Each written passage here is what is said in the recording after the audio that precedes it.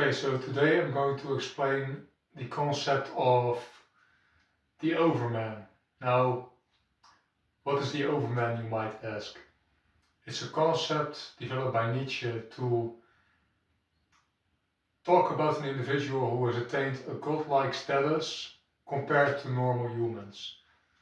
Like I said in a previous video, the Overman is to man as man is to ape.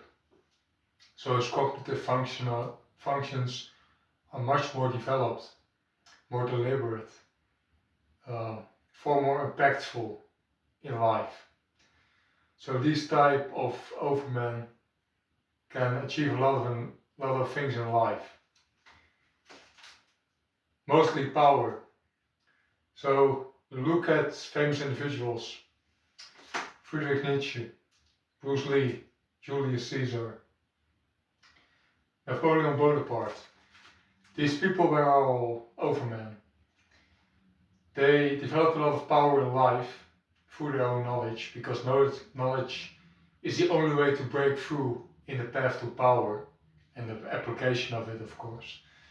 And it's a process of self-transcendence, which means you achieve your maximum point of being and you go over that. You become a superhuman, so to speak.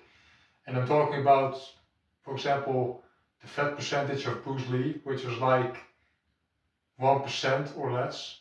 The work ethic of Napoleon, 16 to 18 hours a day. And you become an overman eventually by becoming a source of power for others. You see, weaker people need an external thing to believe in to balance out their own deficit of power. So, for example, this is controversial, but you have people turning to Jesus, to Muhammad, to Buddha, to balance out the power equation.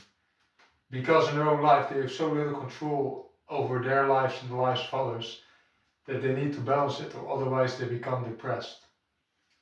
So, what are the requirements for the overman? First of all, physical shape. The overman needs to be in excellent physical shape, and it's a common sense, because you need to be in physical shape to function well. A strong body is a strong mind, as the Vikings said. Prime example of this is Bruce Lee or Julius Caesar. Now, secondly, self-reliance. To become an overman, you have to live in your own bubble. You'll be reliant on your own thoughts, because that's the only way to truly break through in the process. To find what thought fits which occasion. It's also called genius.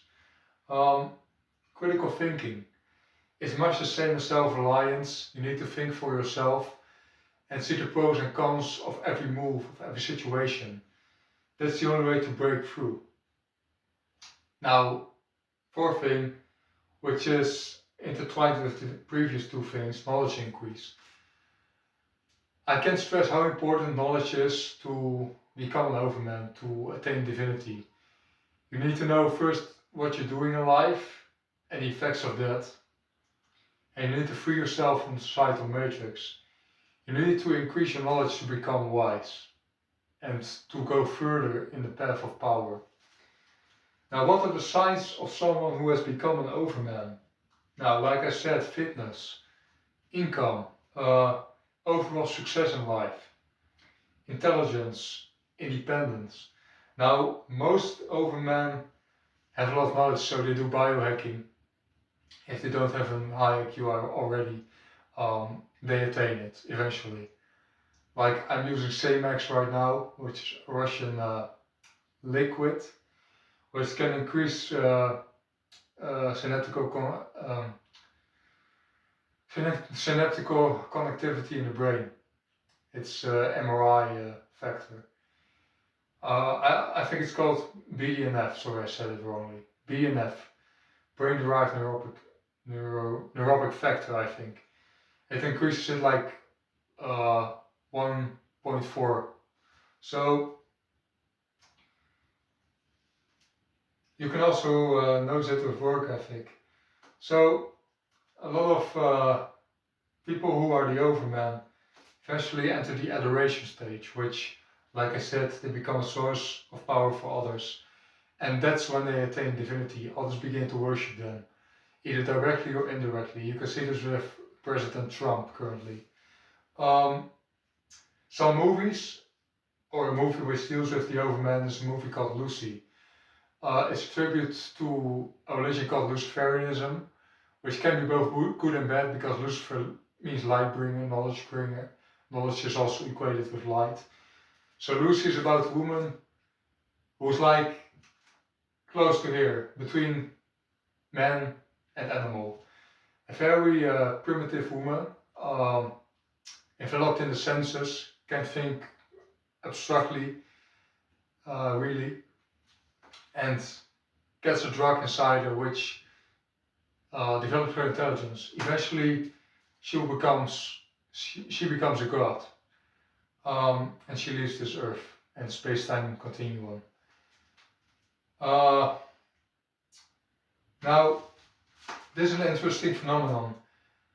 At the end of their lives, Overman reaches a critical point. So they have a lot of good karma and a lot of bad karma because power tends to do that. Your karma increases, so they have the risk of being assassinated. You can look at famous politicians, famous people overall. Pim Fortuyn in the Netherlands, Donald Trump, who had an assassination attempt, John F. Kennedy, Vladimir Putin. A lot of these people who had a lot of power, or who have a lot of power, can be assassinated because other beings' lives are so dependent on them because they're a source of power for others that they tend to get assassinated. But that's not bad because if they get assassinated, they develop so much good karma that in the afterlife they remain immortal. So, prime example is Jesus Christ. So you can see the overlap in this. I'm talking about the same types of people. These things tend always to happen with these people. So that's it. A branch of the Overman is transhumanism, biohacking, becoming superhuman. You can see Wim Hof through that. Things like that. Most people who are Overman, when they die or when they live, they get art devoted to them. You can see in the capital of the United States the apotheosis of George Washington, or you can see paintings like the apotheosis of Napoleon Bonaparte.